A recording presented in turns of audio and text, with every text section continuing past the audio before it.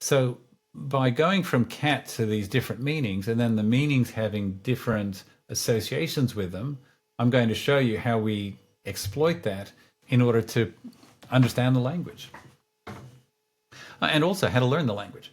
Now, so that was the is a relation. We've also got green has a relation. So we have things and reference, and these things can then have properties. And in this case, the cat of nine tails has 9 knotted chords. So it's the holonym connecting to its component parts or its meronyms.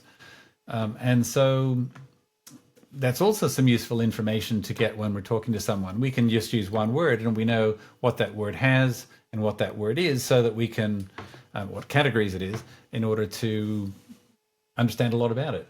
And finally, we have this red or orange color. It's a predicate. And we can see here that Michael Faraday discovered electromagnetic induction, and he lived in these at this period. So there's another temporal predicate.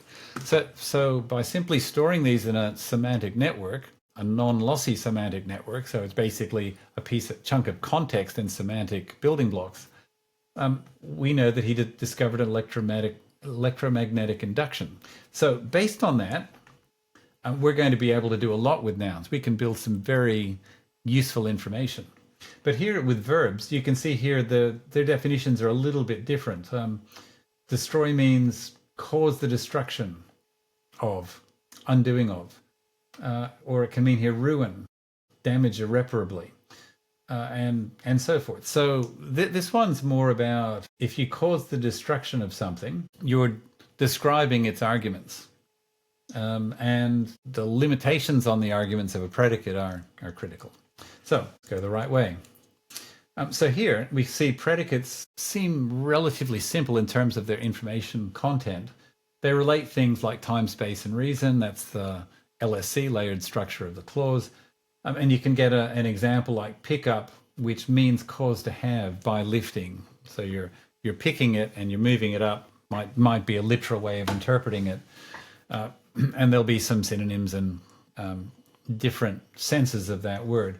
But that's an example of a predicate. But if we take a referent, now we can actually store complex knowledge in its definition. And it's probably one of the reasons why we don't store, like Napoleon Bonaparte wasn't originally put into a dictionary, because you can have an entire encyclopedic passage about him. But we can actually build up a lot of useful knowledge just in the dictionary, and we could use this format to be storing massive amounts of information. And all of this is in a language independent representation, because these associations, the hypernyms, the meronyms, and these predicate relations are simply sequences of relations that are being constrained by the way you'd write it out.